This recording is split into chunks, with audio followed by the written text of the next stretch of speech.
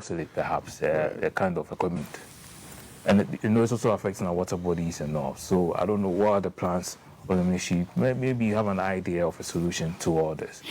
Okay, so the Ministry of, Cocoa Board is now under Ministry of Finance, but I serve on the board of Cocoa Board, and so these topics are something that, or things that has come up and it's become very topical.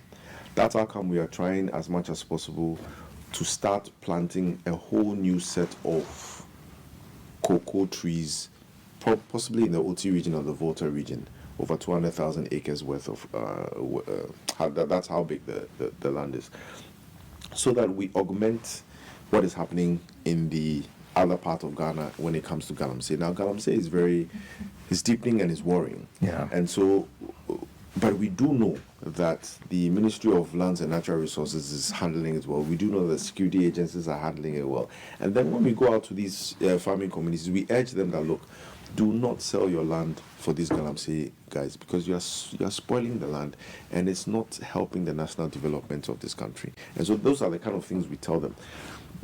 But of course, because we know that some of these things are already happening, that's how come we are putting in place measures to be able to set up the whole new 200,000 acres of cocoa trees, so that to offset or augment what is happening to some of these cocoa farmers who have decided to sell their lands for quick cash. But some people would also argue it's like they know what they are doing and yet they still go ahead. It's like they know it's destroying the land and everything, and yet they still go ahead to do it.